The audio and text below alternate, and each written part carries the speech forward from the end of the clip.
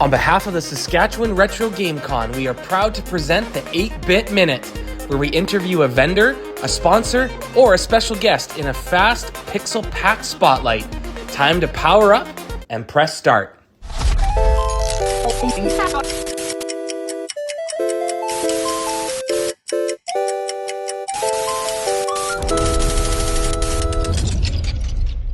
Hey everyone, this is Jared from the Saskatchewan Retro GameCon, and welcome back to the 8-Bit Minute. Today we're talking with John, owner of Flawless Victory. How are you doing today, John? Oh, I'm great. How Good, about man. yourself? Hey, I'm doing great. It's Canada Day as we're filming this, so I had the day off, so it's been a good day.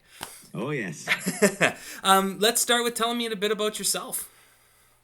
I got into the video game business itself way back when we had Microplay here at Prince Albert. I was working there for quite some time, and I kind of just, thought one day I think what I want to do is kind of start my own thing, and see where we can kind of go with there.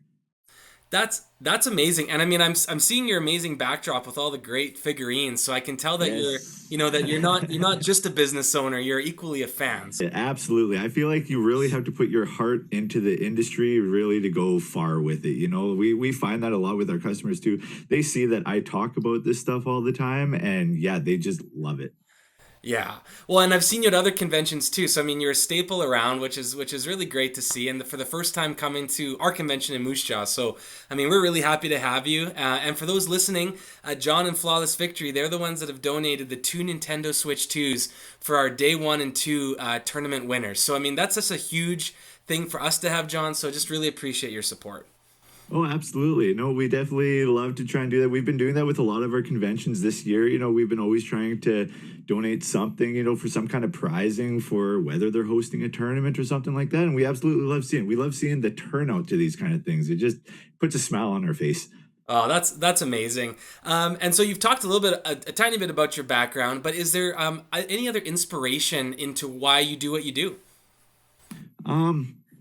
So I guess the inspiration that I kind of have behind this is the fact that I grew up playing video games. It was like I started off, with Pokemon on the Game Boy and whatnot. And that's literally how I learned to read growing up. I was always trying to read the text. I'm like, what does this mean? And then as I kept going, I was it just and it developed me to who I got to be nowadays.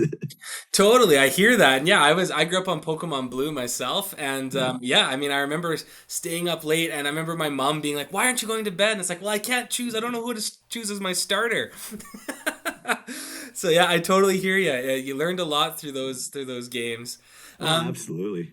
And is there something in particular, or maybe a few things that you're most proud of your business or what you've been able to accomplish? I honestly, there's so much to be proud of, to be perfectly honest here. We've been in business for over 7 years now, and it's just amazing to see, how far the community has come to even support something like us and everything.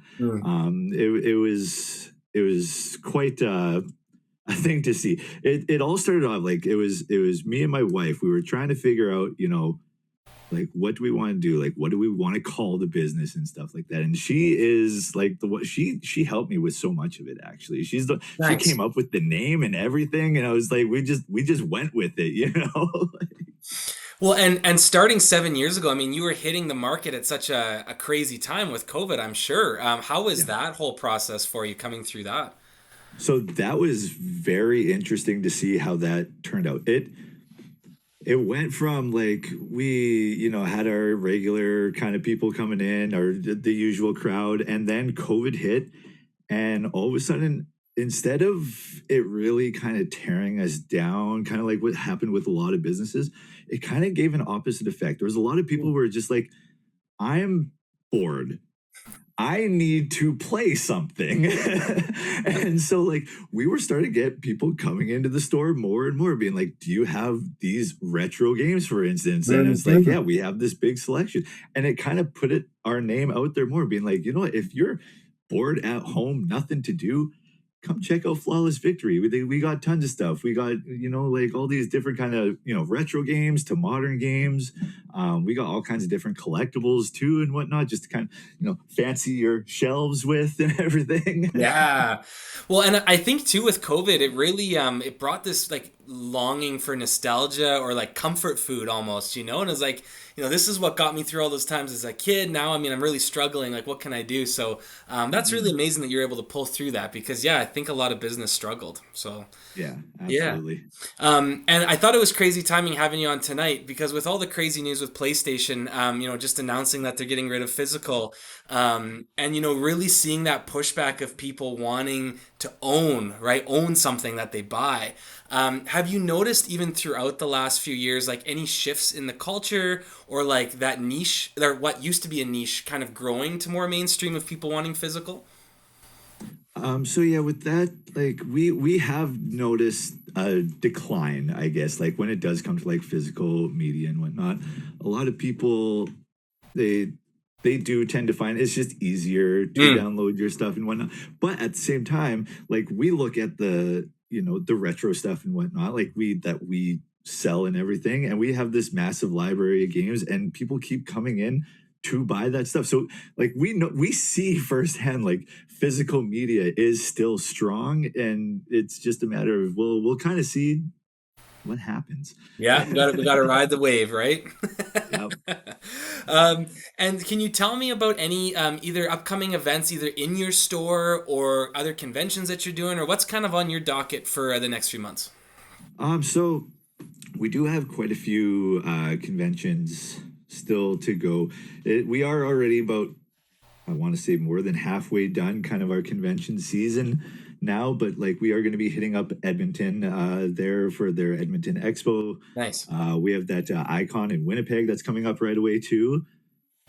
So we have all that stuff that's going to be coming up here. As for like in-store events, we do host quite a bit of like card game events. So like Nice. every Friday, for instance, we host Magic the Gathering. We have tournaments every now and then for that, but it's like we do a lot of casual play too. We pick up like with Lorcana, Pokemon, like all different kind of card games. A big one that we actually started getting a decent crowd for is Dungeons and Dragons. Oh, nice. Yeah. So we've noticed a lot of people are kind of saying, I'm kind of interested in starting this kind of thing. We're like, by all means, get a group together. We'll run. Even like myself, like I'll even sit down with someone. I'll be like, hey, I'll run this little campaign for you guys. I'll run it myself. You guys have fun. you know, like, Oh, that's so cool. And then, I mean, to be able to have those things in the store, right? So people can come enjoy it and then also maybe buy a few things on top of that is such a cool experience. mhm. And also to have a local store in your back pocket. I mean, when I'm thinking of Pokemon and some of the releases coming out this year, and like that whole culture, having someone that and someone local to help you maybe even be able to get a pack is always worthwhile. It's quite an interesting market right now when it comes to Pokemon. That's for sure.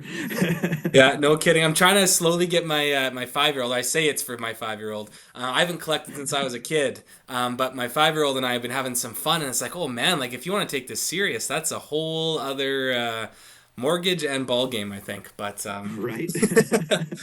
um, well, thanks so much for telling me about your store, John. Again, really appreciate the support. Would love to hear some of your background in gaming. So, what is your gaming history, or what was some of your favorite memories growing up?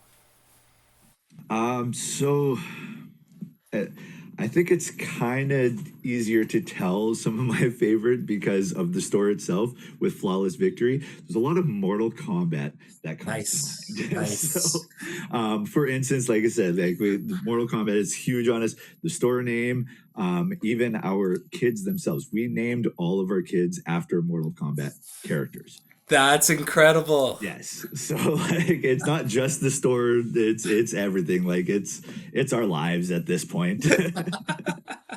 Wow, that's so great. And so for you, was it like being able to play with friends, or just being able to perfect those combos? What was it that really drew you to that game?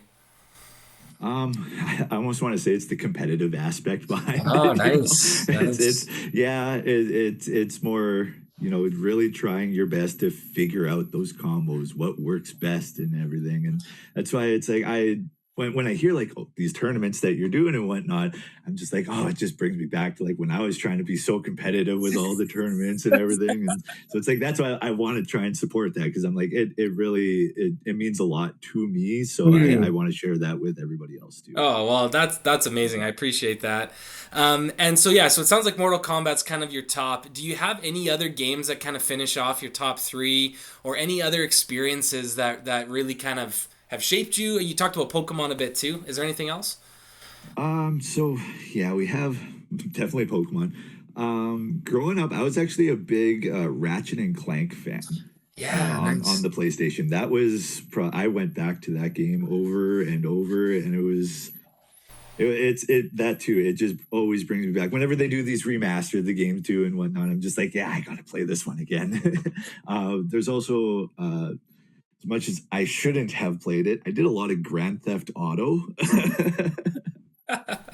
And so I find and I honestly I feel like that game itself really changed the game Hmm. market itself and whatnot. The fact that they showed what games can really become, how big a game can really become. Yeah, yeah, for sure. No, and I empathize with both of those. I grew up. I mean, I played more Grand Theft Auto 5, I would say, more than the others. But again, like fell in love with it, and the Ratchet and Clank too. I remember when Borderlands came out, and their whole thing was like all the guns you can get, and I loved Borderlands. But when I'm like, wow, Ratchet and Clank had some awesome guns too. You didn't hear anyone else talking about that. Right. Yeah.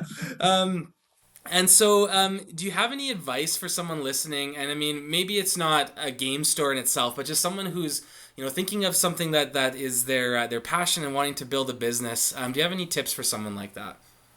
So that's the big thing.